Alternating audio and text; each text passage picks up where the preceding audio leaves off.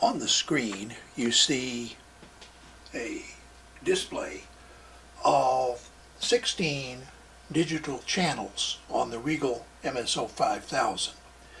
Now, to some of you, you will be surprised to see this, because if you've been watching this series all along, you'll know that I was originally not intending to even purchase the digital channel option on this oscilloscope, and instead to use a different device, which I'll take a quick look at in a second. But I changed my mind, and I hope I won't bore you with this. One of the things that I found throughout my career that is very important about a plan is it has to be measurable, and you have to record and keep what your assumptions were when you made that plan. Measurable means you can't say, I'm going to make this the greatest company. You got to say, I'm going to make this company #1 in market share. That's measurable. Greatest company, that's just a judgment. And of course, at the end of the day, we're all stable geniuses based on our judgment. But the second thing is you got to keep what your assumptions were, and you got to keep them clear, because they will tend to change over time. As you learn things, you'll say, oh, well, yeah, now I'm going to do this because of that.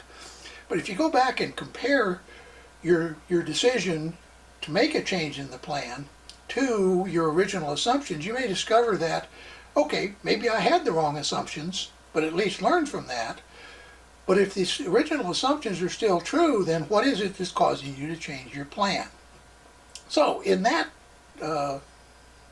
vein, I'm changing the plan because I came to realize that this oscilloscope had gotten a bad reputation from an EEV blog of a couple of years ago, in which Dave Jones was unable to make the digital channels work properly. Now, it's very possible he had a bad scope. If you know his personality, you know that it's also possible that he just ran out of patience. Well, you know, he's one who's more likely to throw the manual in the wastebasket than read it. So I read the free manual and decided that, okay, it's worth trying, partly because the specifications of this logic analyzer are better than the specifications of the logic analyzer I was planning to use. And while it costs twice as much, there is some additional value in having the digital display synchronize with analog channels, and we'll see that later in this video. But for now, all we are showing is a counter where the signal at the bottom, which is the one we're triggering on, is the last stage of the counter, and the next one up is the preceding stage, and so on. The very top is the output of a 25 megahertz clock into a binary 16-bit counter. So as you go more to the top, you see the high frequency, and then as you go down on the channels, you see with each succeeding channel half of the frequency of the channel above it. This is just a demonstration signal on a board, which I'll show you in just a second. So let's take a look at the device I was planning to use, and then we'll come back and talk about how we set this up. The device I was originally planning to use for the Logic Analyzer portion of this series of videos on embedded systems was this digital discovery. And I have previously talked about it in 3 videos 160 through 162. There also is one more video that you might be interested in, which is my video number 61 on logic analyzers, in which, and pardon the rapid eye movement here. Actually, let me reposition the camera and to show you the second what video 61 was about. Video 61 was about this oscilloscope or about logic analyzers in general, and this oscilloscope is one of the ones that was used. I think I also used the analog discovery in this video. It's been so long I don't actually remember the whole contents. But in my number 61, you see the tag here, I used this oscilloscope, and a lot of what you're going to see in this video on the MSO5000 I had previously done on this Rigol MSO1074Z. So if some of you have been watching that long, a little of this may look familiar, though I think that video is 4 or 5 years old. What I'm using as a signal source is this DS6000 demo board manufactured by Rigol, and at the back you see the 16 digital channels. On the back side are the grounds that are coming from this 16-bit counter being driven at 25 megahertz. So that's what you see on the scope. And now let's take a look at how we set up the scope. This is what the scope looks like when you turn off all the channels. Now I'm going to press the LA or Logic Analyzer button on the front panel of the scope, and you notice that a sequence of a series of displays comes up. So what's going on here? Well, notice that up here you have the ability to select a particular digital channel, and I'm going to bring the mouse over and click on that and show that you can select any digital channel. And notice that as you select digital channels,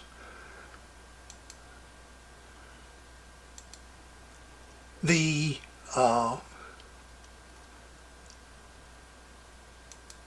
red highlight moves to that channel. That's what selected means.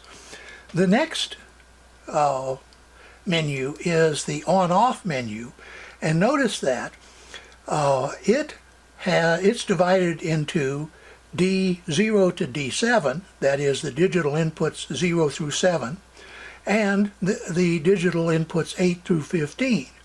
So if, for example, I turn off 0 through 7, you notice that the 8 through 15 are left on the screen, but the 0 through 7 disappear.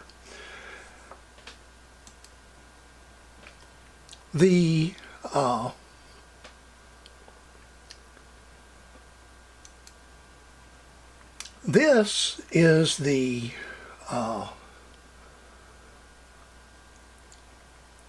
whether you're showing, in this case we're showing all of the digital channels. You can group channels together, and I'm not going to go into much detail on this because there is a good Rigol video and some of Dave Jones' video on this actually helps as well, until he ran out of patience. And so you can group, for example, a set of digital channels together. So for example, suppose you have a SPI bus that consists of D0, D1, and D2. You can group those three together as a SPI bus. You can have up to 4 groups, and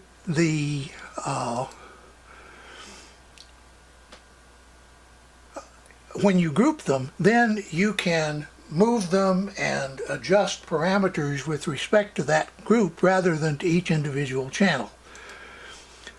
The last thing you can do is you can position. Now, if we go back to the beginning, you'll notice that this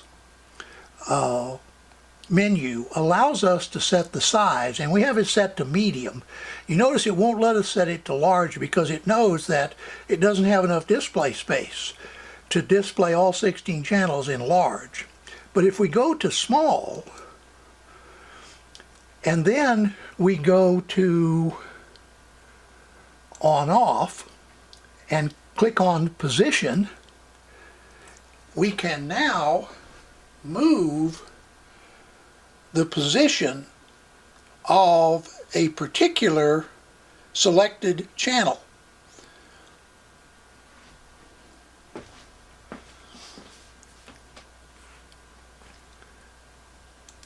Going back to the original menu, notice that in addition to the size of the display, you can also label various parts of the display.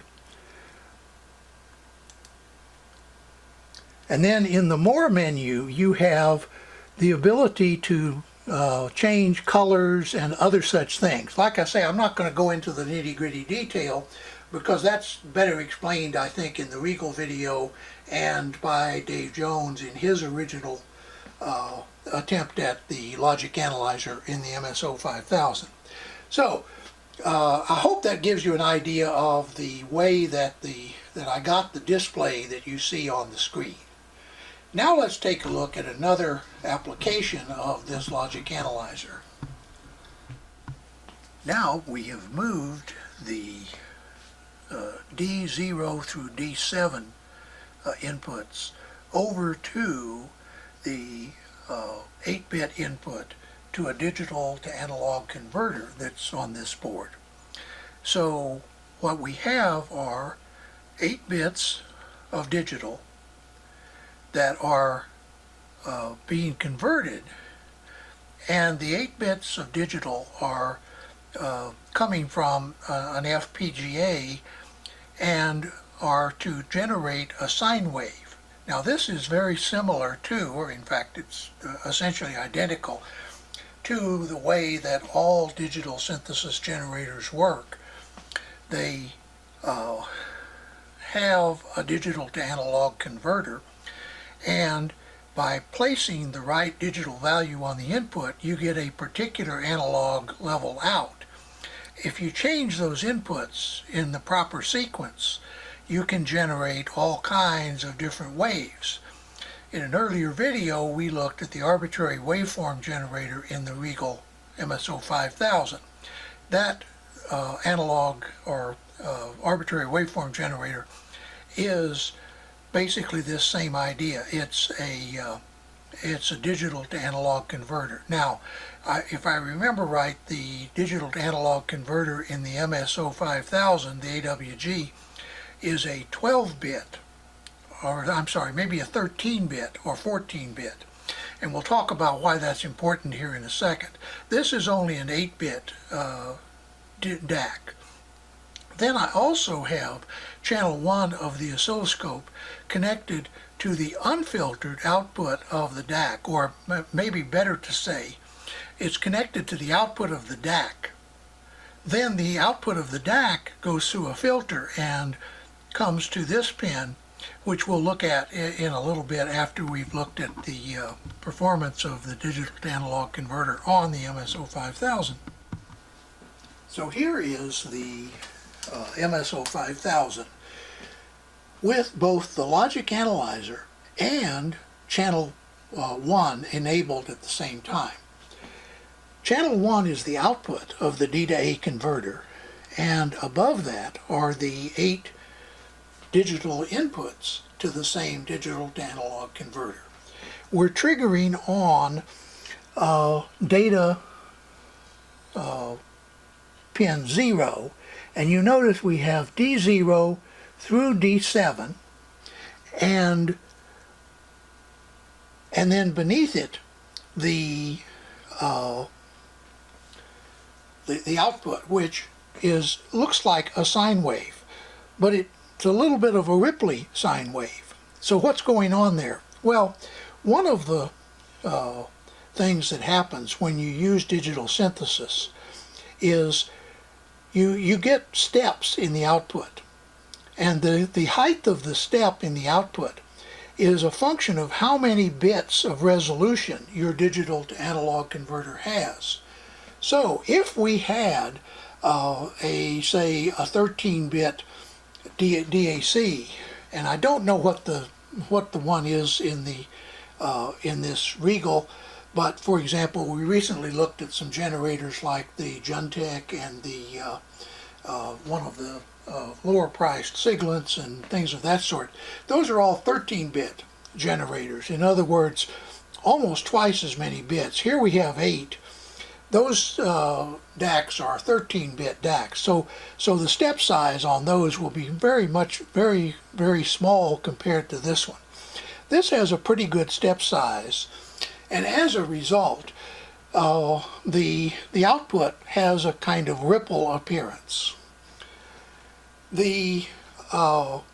So the next thing we're going to do is we're going to move channel 1 over to the filter. So this is the raw output of the digital to analog converter. To give you an example, when all of these are at 0, the output of the digital to analog converter is at its lowest point. And you may notice that if you line up right here where all the zeros are, that's this point. When the highest bit goes to a 1, but everything else is a 0, is when you're crossing the midpoint. Remember, this highest bit is the midpoint. In other words, when it's a 0, the waveform is below the midpoint. When it's a 1, the waveform is above the midpoint.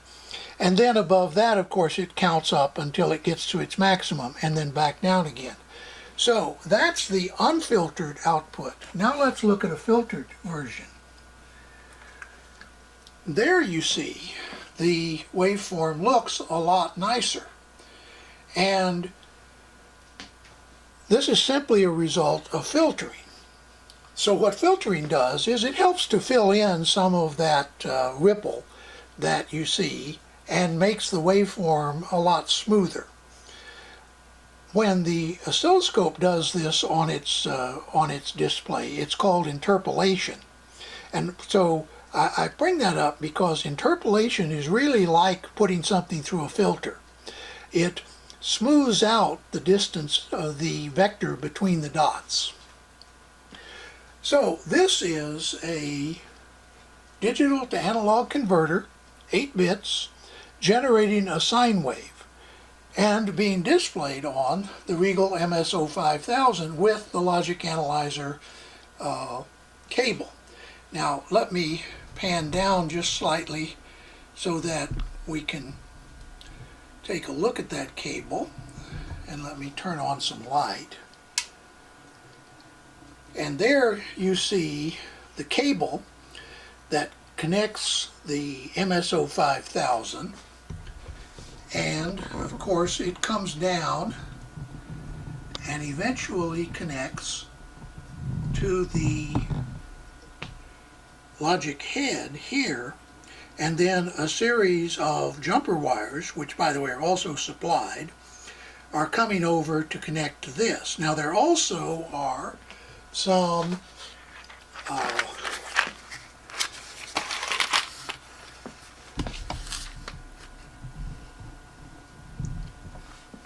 clip leads or clips that you can attach to the ends of the jumper wires so that you can make connections in a situation where you don't have the convenience of a connector like we have in the DS6000 over there. So I hope that this has helped you to understand first what the Logic Analyzer does. obviously a lot of the viewers have already seen this kind of thing and perhaps have even used them themselves. But it is a useful addition to the Rigol or to any oscilloscope. But you probably will realize that there is some debate about whether mixed signal oscilloscopes, that is oscilloscopes that include the ability to display both analog and digital signals at the same time, are worth the money. And of course that depends on how much money you're talking about. Generally, MSOs cost quite a bit more than regular DSOs. Part of the reason is that they don't make as many of them, so that you don't have the economies of scale. But the reality is most of it is simply because of competition.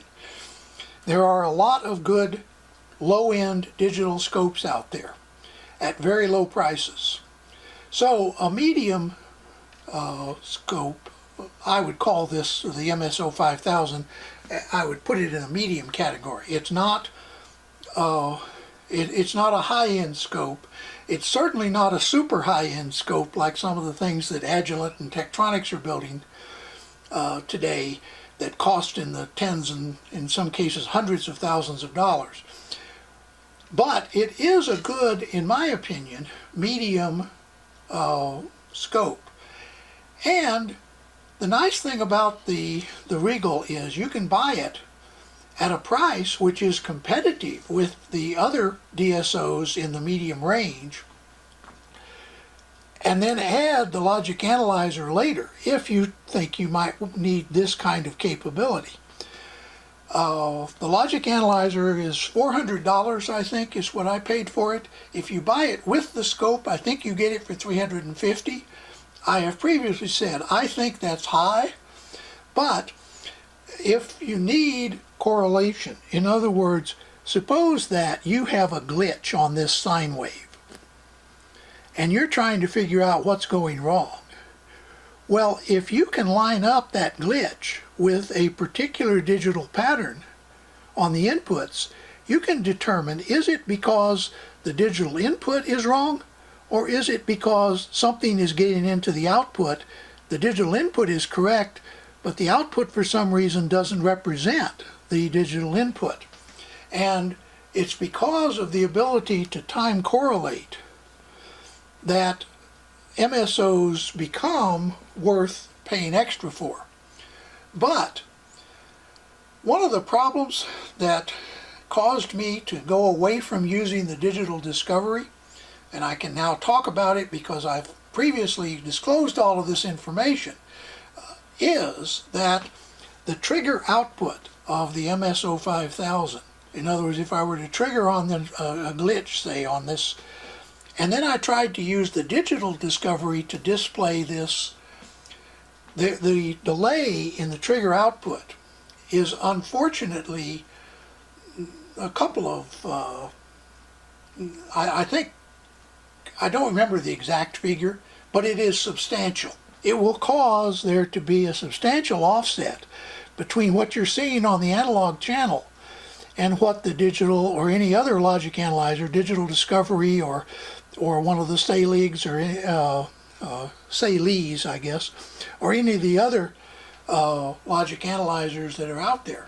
Because if you're going to trigger on the analog signal of the oscilloscope, the trigger output has to occur very soon after the oscilloscope triggers. And unfortunately, I could find no way in the MSO5000 to offset that delay.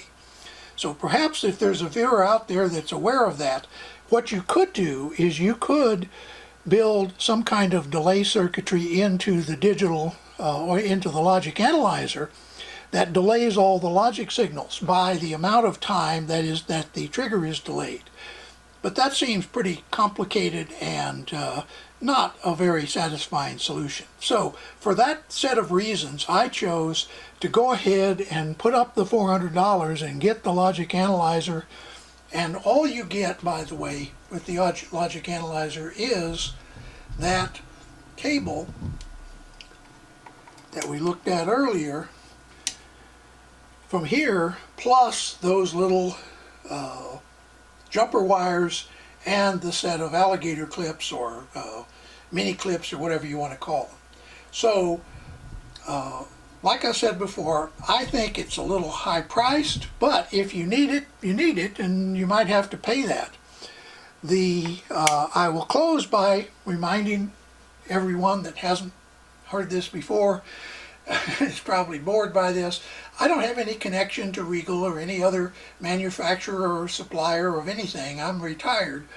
So my opinions on the Rigol MSO5000 are purely my own personal opinions. They're not, I don't get anything for this. I don't even have advertising on my YouTube channel. So I'll get down off my soapbox and say that I hope you've learned something from this, or at least been entertained for a while, and I hope you'll stay tuned for some more. Very soon we'll be shifting over to looking at the use of the MSO5000 in embedded system debugging. So, in the meantime, stay safe, have a nice day.